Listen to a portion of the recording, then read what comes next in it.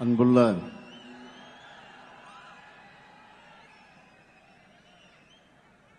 இளைஞரணி தென்மண்டல நிர்வாகிகள் சந்திப்பினுடைய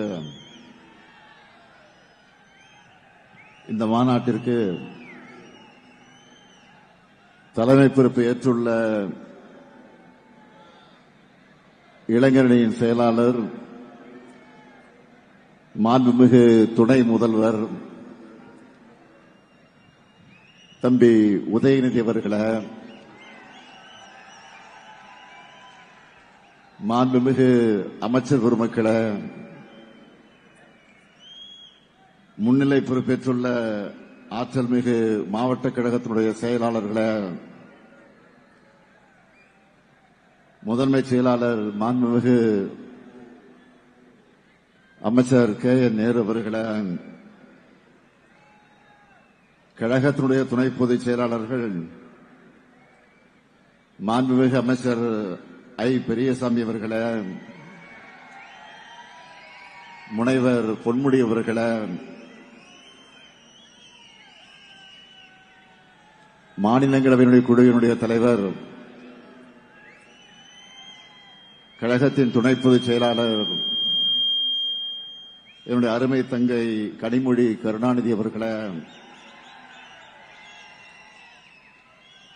மாநிலங்களவையினுடைய உறுப்பினர் அமைப்பு செயலாளர் திருச்சி சிவா அவர்களே,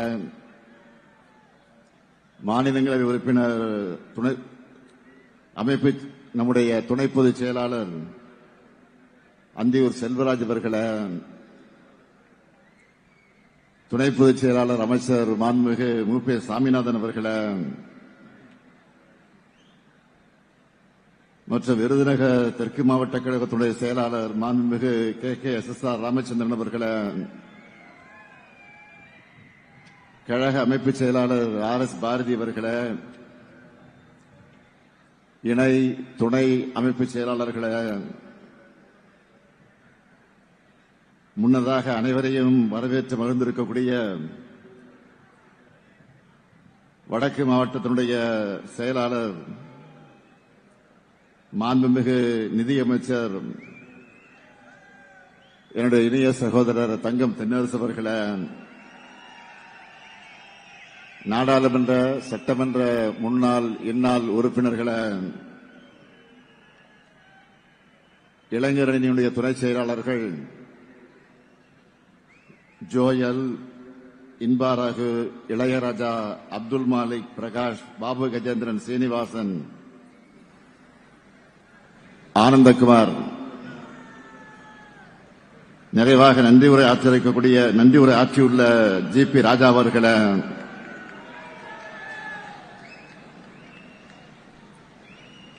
கடலென திரண்டிருக்கக்கூடிய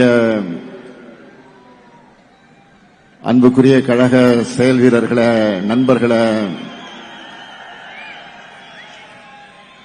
ஈட்டி முனைகளாக மட்டுமல்ல இந்த நாட்டினுடைய திருப்பு முனைகளாகவும் காட்சியளித்துக் கொண்டிருக்கக்கூடிய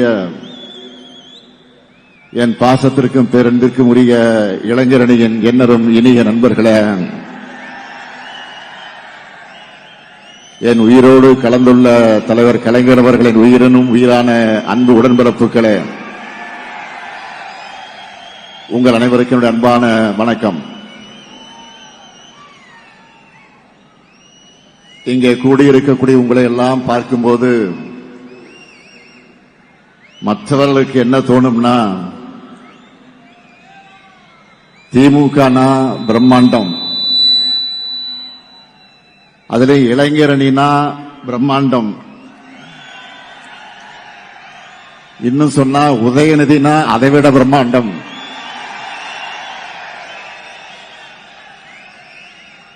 ஏன்னா பலருக்கும் பொதுக்கூட்டங்களை நடத்துறத பெரிய சவாலா இருக்கு.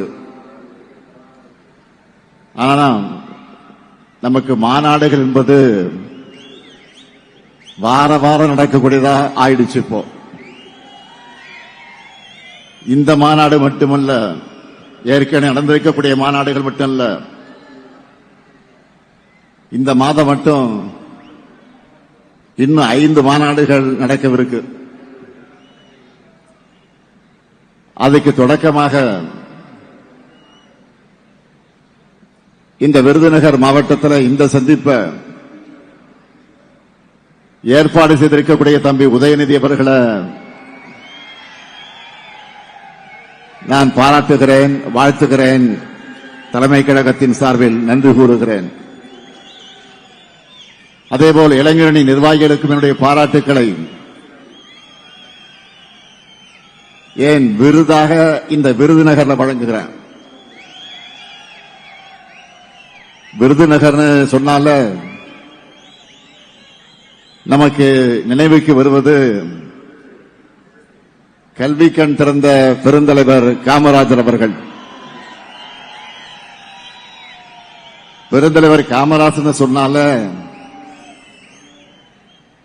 எல்லாருக்கும் நினைவுக்கு வர்றது மதிய உணவு திட்டம்.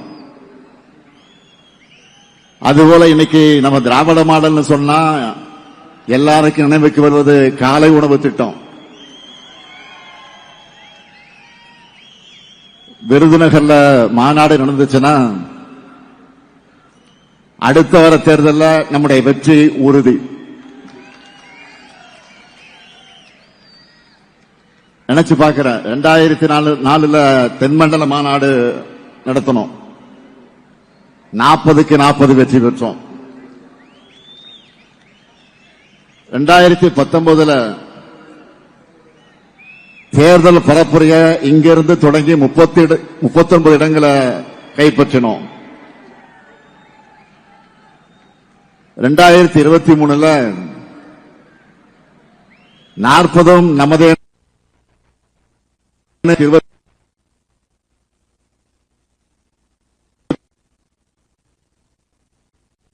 வெற்றி பெற்றோம்.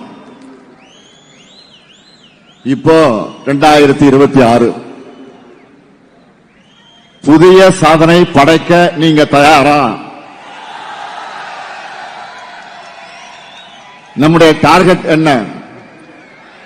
அதுக்காக நீங்க ரெடியா? கான்பிடென்டா இருக்கக்கூடிய உங்களை பார்க்கும்போது என்னுடைய நம்பிக்கையும் இன்னும் பல மடங்கு உற்சாகத்தை கூட்டுது. இந்த விருதுநகர் மாவட்டத்தில் கால் பதிச்சதுமே எனக்கு பழைய நினைவுகள் எல்லாம் வந்துச்சு. தம்பி உதயநிதி பேசுகிற போது குறிப்பிட்டு சொன்னார்,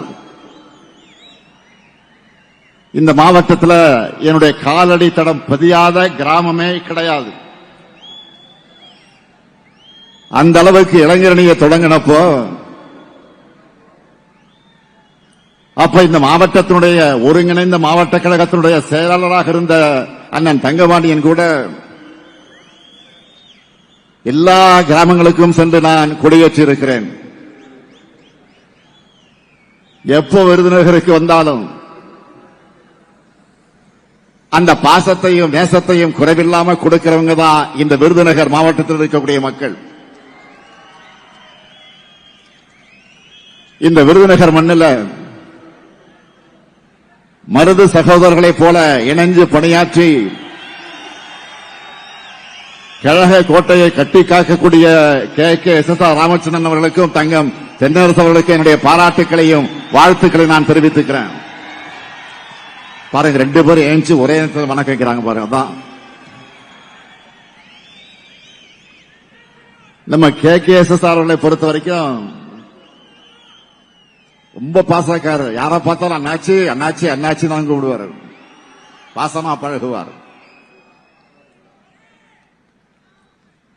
இதுவரைக்கும் தமிழ்நாட்டின் வரலாற்றிலே இல்லாத அளவுக்கு இந்த 5 வருஷத்துல சுமார் 22 லட்சம் பேருக்கு பட்டாக்களை அவர் மூலமாக வழங்கியிருக்கிறோம். அப்படிப்பட்ட சாதனை துறையை வழியை நடத்தக்கூடிய அவருக்கு என்னுடைய வாழ்த்துக்களையும் பாராட்டுக்களையும் நான் தெரிவிச்சுக்கிறேன். அதேபோல் இந்த மாநாட்டை மிக மிக எழுச்சியோடும் ஏற்றத்தோடும் ஏற்பாடு செஞ்சிருக்கிறார் நம்முடைய மாண்புமிகு நிதியமைச்சர் என்னுடைய அருமை சகோதரர், இனிய சகோதரர் தங்கம் தென்னரசு அவர்கள்.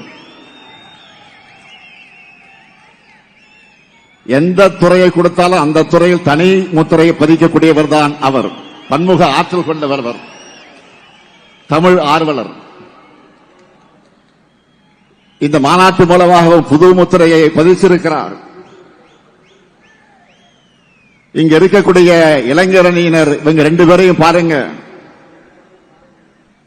KKSSR சீனியர், தங்கம் தென்னரசு இளையவர். ஆனா 2 பேரும் ஒற்றுமையா ஒருத்தர்கிட்ட இருந்து ஒருத்தர் இணைந்து ஆக்கபூர்வமா செயல்பட்டுக் கொண்டிருக்கிறார்கள். நீங்க எல்லாரும் இவங்களை பார்த்து நிறைய கத்துக்கணும். இவங்க உங்களுக்கு ஒரு எக்ஸாம்பிள். இங்கே கூடியிருக்கக்கூடிய லட்சக்கணக்கான இளைஞர்களை நான் கேட்க விரும்புவது, உங்களை பார்க்க எனக்கு மகிழ்ச்சியா இருக்கு. காரணம், நான் பார்த்து பார்த்து வளர்த்த இளைஞரணியில் இப்போ உங்களை எல்லாம் பார்க்கிறப்போ அந்த மகிழ்ச்சி டபுள் ஆகுது, ட்ரிபிள் ஆகுது. நம்ம திராவிட இனத்தினுடைய மேன்மைக்காக, தமிழ் மொழியினுடைய உயர்வுக்காக, தனித்துவமான தமிழ்நாட்டினுடைய வளர்ச்சிக்காக உங்களையெல்லாம் கொள்கை பிடிப்போடும் கழக பற்றோடும் வளர்த்தெடுக்கிறார் நம்முடைய இளைஞரணியின் செயலாளர் மாண்புமிகு துணை முதலமைச்சர் தம்பி உதயநிதி அவர்கள்.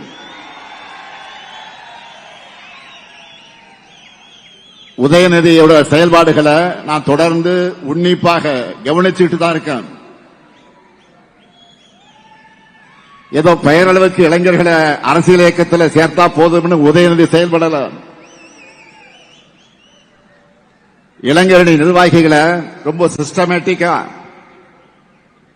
பூத் அளவில் தொடங்கி மாநில அளவு வரைக்கும் செலக்ட் பண்ணி ட்ரெயின் பண்ணி உங்களை நியூ ஏஜ் திராவிடியன் ஸ்டாக்கா உருவாக்குகிறார். நீங்க ஒவ்வொருத்தரும் தந்தை பெரியாருடைய கொள்கை வாரிசுகள், பேரறிஞர் அண்ணாவுடைய கொள்கை வாரிசுகள், முத்தமிழறிஞர் தலைவர் கலைஞருடைய கொள்கை வாரிசுகள். நீங்க தான் அடுத்து நம்ம கழகத்தை தமிழ்நாட்டையும் காப்பாற்ற போறீங்க. நான் வருகிற வழியில செல்போனில் மாநாட்டு நிகழ்ச்சிகளை எல்லாம் கவனித்துக் கொண்டு வந்தேன். சிவா பேசிக் கொண்டிருந்தார். அவர் பேச்சை கேட்டபோது அதை நான் சொல்ல வேண்டும், நானும் அதை வலியுறுத்த வேண்டும் என்று முடிவு செய்துதான் இந்த மேடைக்கு வந்தேன். உங்களை எல்லாம் இந்த மாநாட்டுக்கு அழைப்பு விடுத்து நான் வெளியிட்ட வீடியோவில் 3 விஷயங்களை குறிப்பிட்டிருந்தேன். அதுல முதல் விஷயம், எதுக்காக திராவிட முன்னேற்றக் கழகம் தொடர்ந்து இயங்கணும் என்பது. நம்முடைய அடிப்படை கொள்கைகள் என்ன? சமூக நீதி, சுயமரியாதை, மாநில சுயாட்சி, மொழி உணர்வு, இன உணர்வு. மொழி உணர்வையும் இன உணர்வையும் எடுத்துக்கிட்டா நம்முடைய தாய்மொழியான தமிழுக்கு பல்வேறு காலகட்டங்களில் ஆபத்து வந்தப்போ கடுமையாக போராடி தடுத்திருக்கிறோம். ஆனாலும் மும்மொழி கொள்கை என்ற பெயர்ல இந்தி மொழியை திணிக்கக்கூடிய ஆபத்து இன்னைக்கும் நம்ம தலைக்கு மேல தொங்கக்கூடிய கத்தி இருக்கு, தொங்கிக்கிட்டு தான் இருக்கு. மொழியை அழிச்சா நம்முடைய அடையாளத்தை அழிச்சிடலாம்னு நினைக்கிறாங்க. அதை முறியடிக்க நீங்க வேணும். அடுத்து முக்கியமான கொள்கை சமூக நீதி. நீங்க எல்லாரும் நல்லா படிச்சா எங்கே பெரிய அளவில் முன்னைக்கு வந்து அதை தொடர்ந்து டிகிரி வாங்கி இருப்பீங்க. உங்க அப்பா அம்மாக்கள் பலர் படிச்சிருப்பாங்க. ஆனா அவங்க தாத்தா பாட்டி அவங்களுடைய நிலைமை என்னவா இருந்துச்சுன்னு நினைச்சு பாருங்க. நமக்கெல்லாம் கல்வி எதுக்குன்னு ஒதுக்கி வச்சிருந்தாங்க.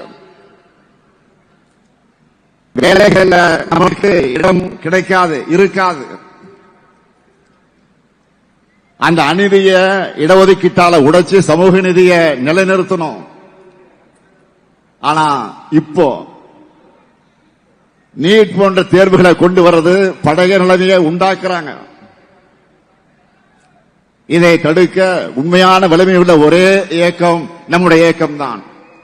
அதுக்குதான் நீங்க வேணும். அடுத்து நம்ம உயிர் கொள்கை மாநில சுயாட்சி. மாநிலங்களுடைய கூட்டமைப்புக்குத்தான் இந்தியா. இந்தியா என்பது ஒரு கூட்டமைப்பு. இங்க கூட்டாட்சிக்கு எவ்வளவு மதிப்பளிக்கணும் நம்ம தொடர்ந்து சொல்லிக்கிட்டு இருந்தாலும் மாநிலங்களுக்கு அதிகாரங்களே இல்லாத நிலைமைதான் இருந்துச்சு. அவ்வளவு ஏன் மாநில முதலமைச்சர்களால கூட விடுதலை நாளில் கூட தேசிய கொடியை ஏற்ற முடியாத நிலைமைதான் இருந்துச்சு. இன்னும் நிறைய பிரச்சனை. இதையெல்லாம் போராடி இந்த நிலைமைகளை மாற்றி ஓரளவுக்காவது அதிகாரங்கள் மாநிலங்களுக்கு கிடைக்கிற மாதிரி செஞ்சோம். அதனாலதான் மாநில கட்சிகளால ஆட்சியை பிடிக்க முடியும்னு இந்தியாவில முதல்ல ஆட்சி அமைச்சு காட்டினதை இந்த திமுக தான். மறந்துடாதீங்க. நம்ம தமிழ்நாட்டுக்கு மட்டும் இல்ல, இந்தியாவில் இருக்க அத்தனை மாநிலங்களுக்கு நம்ம உரிமைகளை பெற்று தந்திருக்கிறோம். ஆனா இப்போ மீண்டும் மாநிலங்களோட அதிகாரங்களை ஒன்றியத்தில் கொண்டு போய் குவிச்சிட்டு இருக்காங்க. மாநிலங்களை முனிசிபாலிட்டி போல மாத்திரன்னு துடிக்கிறாங்க. மாநில கட்சிகளே இருக்கக்கூடாதுன்னு பாஜக செயல்படுது. ஆனா அவங்களால தொட முடியாத ஒரே மாநிலம் தமிழ்நாடு தான். இதை பாதுகாக்க நீங்க தேவை. அடுத்து நம்முடைய உறுதி கொள்கை என்ன? சுயமரியாதை. இடுப்புல கட்டியிருந்த துண்டு தோளுக்கு வந்த வரலாறு அது. தன்மானம் தான் உயிர் மூச்சுன்னு தமிழினம் தலை நிமிர்ந்த வரலாறு. ஒவ்வொரு தனி மனிதனுடைய சுயமரியாதையை காப்பாற்றி தமிழ்நாடு தலை நிமிர்ந்து நின்னா இப்ப அடிமைகளும் துரோகிகளும் எதிரிகளும் கூட சேர்ந்துகிட்டு ஒட்டுமொத்த மாநிலத்தோட சுயமரியாதையை அடகு வைக்க முயற்சி பண்றாங்க. அதனால்தான் தமிழ்நாடு தலைகுனியாது என்று சொல்லக்கூடிய தெம்பும் திராணியும் நெஞ்சுரமும் கொண்டிருக்கக்கூடிய ஒரே இயக்கமாக நம்முடைய திராவிட முன்னேற்ற கழகம் விளங்கிக் கொண்டிருக்கிறது. சுயமரியாதையை விட்டுக் கொடுக்கும் கூட்டத்தை வீழ்த்த நீங்க எல்லோரும் தேவை. அதனாலதான் சொன்னேன், தமிழ்நாட்டுக்கும் தமிழினத்துக்கும் திராவிட முன்னேற்ற கழகத்திற்கும் என்றும் நீங்கள் தேவை. உங்களை போன்ற உடன்பிறப்புகள் எண்ணிக்கை அதிகமானா ஒரு நூற்றாண்டு மட்டுமல்ல, இன்னும் பல நூற்றாண்டு காலத்திற்கு திராவிட முன்னேற்ற கழகத்தை எந்த கொம்பனாலும் தொட்டுக்கூட பார்க்க முடியாது.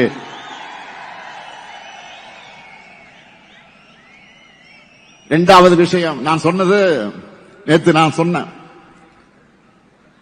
இளைஞர்களால் நீங்க எவ்வாறு கொள்கையுடன் செயல்படணும், மொழி பற்றோடு மொழி ஆற்றலும் கொண்டவர்களாக நீங்க இருக்கணும். நிறைய புத்தகங்களை படிங்க. திராவிட இயக்க வரலாற்று சொல்லக்கூடிய யூடியூப் வீடியோக்களை பாருங்க. நம்ம இயக்கத்து அறிஞர்கள் பேச்சுக்களை கேளுங்க. பஸ்ல ரயில்ல டிராவல் பண்ணும்போது நீங்க தினமும் ஒரு மணி நேரம் அதற்காக செலவு பண்ணுங்க. உங்க சிந்தனைகளை கோர்வையா எழுதி பழகுங்க. யாரோ எழுதுனதை ஃபார்வர்டு செய்யறதை விட நீங்க எழுதுனதை அடுத்தவங்க ஃபார்வர்டு செய்யணும். அந்த அளவுக்கு நீங்க சிறப்பா எழுதணும். சிறு சிறு கூட்டங்களை பேசுங்க. சோசியல் மீடியாவில் பேசி வீடியோஸ் போடுங்க. கலந்துரையாடல் நடத்துங்க. பலதரப்பு மனிதர்களையும் சந்திச்சு உரையாடுங்க, கழகத்தின் கொள்கையை பரப்புங்க, நாம செஞ்ச சாதனைகளை எடுத்து சொல்லுங்க. இதெல்லாம் தான் கழகத்தையும் வளர்க்கும், உங்களையும் வளர்க்கும். நாம தான் 7வது முறையும் ஆட்சி அமைக்க போறோம். நம்ம எதிரிகள் உட்பட யாருக்கு இந்த சந்தேகம் கிடையாது. ஆனா நாம தான் எப்படி வெற்றி பெற போறோம் என மெத்தனமா இருந்திடக்கூடாது. பரம்பரையா திமுகவுக்கு வாக்களிக்கக்கூடிய குடும்பமாக இருந்தாலும் சரி, இதுவரை நமக்கு வாக்களிக்காத குடும்பமாக இருந்தாலும் சரி,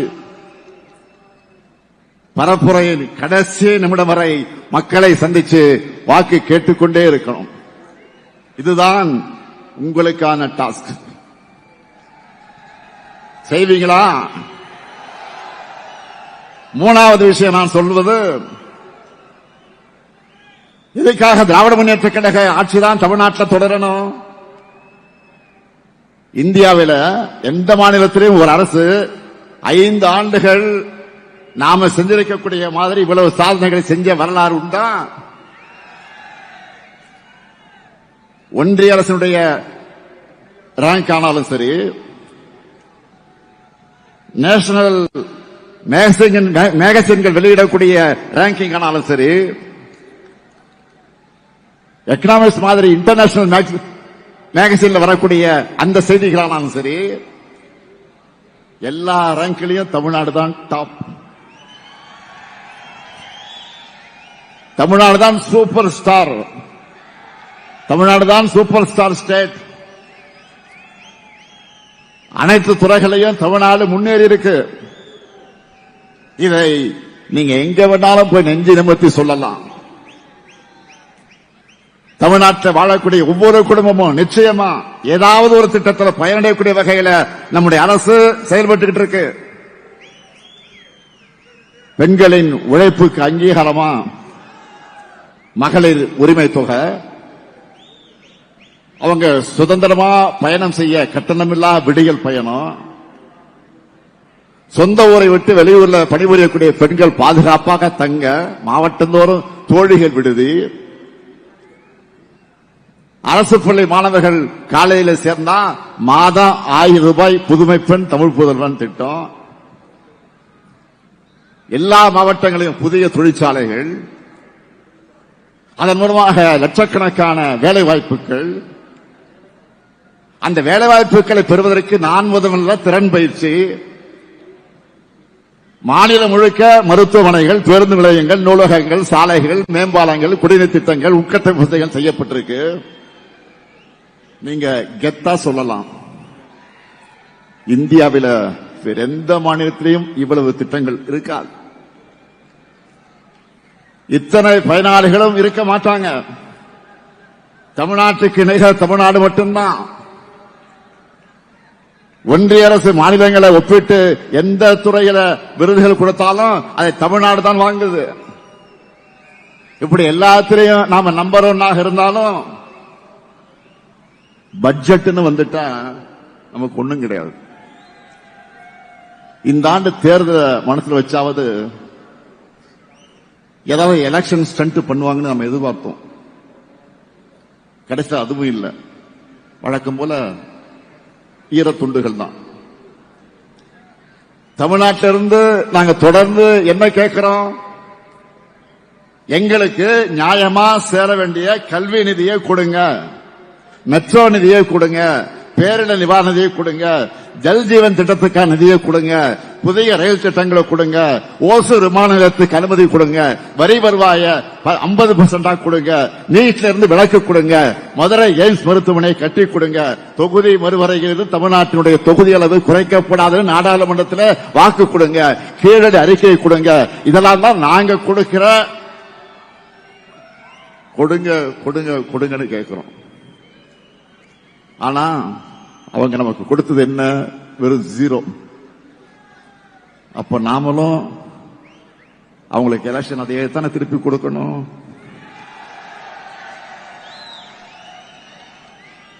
பாஜக மட்டுமில்லாம ஒட்டுமொத்தமா என்டிஏ கூட்டணியும் 2024 நாடாளுமன்ற தேர்தல் போலவே சட்டமன்ற தேர்தலையும் 0 ஆகணும்.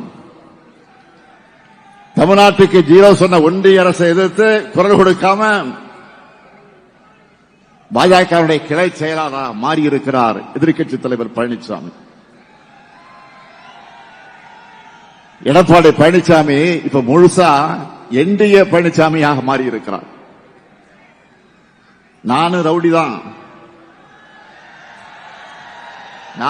தான் அப்படின்னு சொல்ற மாதிரி மைக்கு முன்னாடி வந்து நின்னுக்கிட்டு நான் தான் கூட்டணிக்கு தலைமைன்னு சொல்லிட்டு இருக்காரு. சொல்லல, புலம்பிக்கிட்டு இருக்கிறாரு. இந்த நிலையில ஒரு வித்தியாசமான போராட்டத்தை இப்போ அவர் அறிவிச்சிருக்காரு. பாஜக அரசு கொண்டு வந்திருக்கக்கூடிய 125 நாள் வேலை திட்டத்தை நாம தடுக்கிறோமா, அதுக்காக தான் போராட்டமா. அவர் முதல்ல அந்த சட்டத்தை பத்தி எதையாவது படிச்சாரா? அந்த சட்டத்தோட பேரை அவரால் சொல்ல முடியுமா? அப்படி இருந்தா அவருடைய அறிக்கையில அதை ஏன் குறிப்பிடல? 100 நாள் வேலை என்பது உரிமையா இருந்தபோது அப்ப 50 நாள் கூட பாஜக அரசு வேலை தரல. இப்ப எப்படி 124 கொடுப்பாங்க? இதுல என்னன்னா இனி மாநில அரசு தான் 40 விழுக்காடு நிதியை தரணும்னு வேற மாத்தி இருக்கிறாங்க. இதெல்லாம் பழனிசாமி அவளுக்கு தெரியுமா தெரியாதா? என்ன சட்டம் என்ன திருத்தம் செஞ்சிருக்காங்கன்னு ஒண்ணுமே தெரியாம இவர் வந்தா 150 நாட்களுக்கு உயர்த்துவோம் வேற அறிவிச்சிருக்கிறாரு. ஓனரை மிஞ்சின லேபரா இருக்காரு பழனிசாமி அவர்கள். இப்போ அவங்க கூட்டணியில் இருக்க டிசைனை பாருங்க. அம்மையார் ஜெயலலிதாவுடைய மரணத்துக்கு பிறகு முதல்ல சசிகலா அவர்களை முதலமைச்சராக்க நினைச்சாங்க. அது முடியாம போன காரணத்தினால்தான் கூவத்தூர்ல வச்சு பழனிசாமி கொண்டு வந்தாங்க. தனக்கு பதவி கொடுத்தவங்களையே கட்சியிலிருந்து நீக்கினார் பழனிசாமி. போன எலெக்ஷன்ல பாத்தீங்கன்னா எல்லாரும் பிரிஞ்சு நின்னாங்க. இப்போ அதுல பாதி பேர் பாஜக கூடவே திரும்ப வந்து சேர்ந்துகிட்டு இணைஞ்சிட்டாங்க. இப்போ இவங்க மொத்தத்துல மக்கள் நலனுக்காக கூட்டணி நடத்தல. இவங்களுக்குள்ள ஒரு மியூசிக்கல் சேர் தான் விளையாடுவாங்க. அது மாதிரி மியூசிக்கல் சேர் விளையாடிட்டு இருக்காங்க. நடக்க போற தேர்தல் தமிழ்நாடு வெர்சஸ் என்டிஏ. இதுல நாம தமிழ்நாட்டை ஜெயிக்க வைக்கணும். தமிழ்நாட்டில் தோல்வி என்பது பாஜகவுக்கு புதுசல்ல.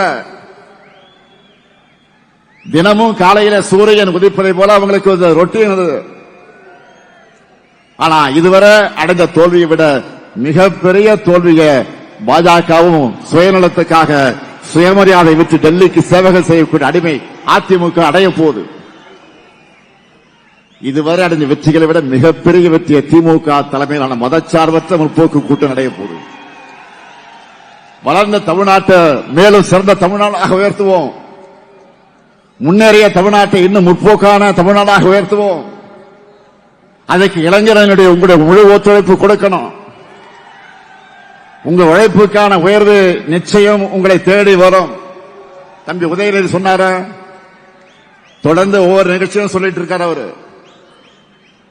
என் கூட இளைஞர்களில் இருந்தவங்க எல்லாம் இப்ப பல்வேறு பொறுப்புகளுக்கு உயர்ந்தாங்கன்னு நேற்றைக்கு வெளியிட்ட வீடியோவில் கூட நான் சொல்லி இருக்கிறேன். இது குறித்து ஒரு லிஸ்ட கூட எடுத்து பார்த்தேன்.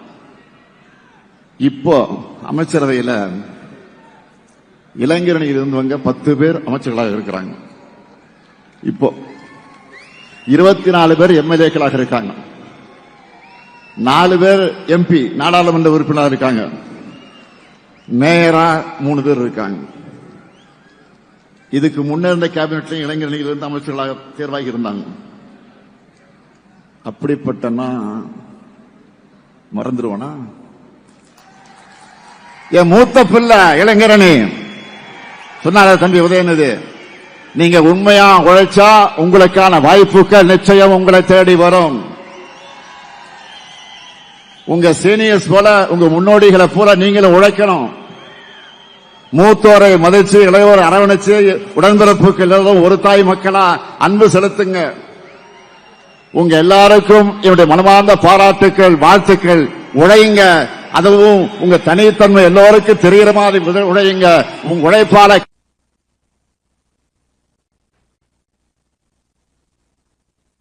மாநிலத்தை உயர்த்துங்க. அடுத்து வெற்றி மாநாட்டில் மீண்டும் சந்திப்போம். தமிழ்நாடா என்டிஏவா என்ற ஜனநாயக போர்ல நாம் வெல்வோம் ஒன்றாக. நன்றி, வணக்கம்.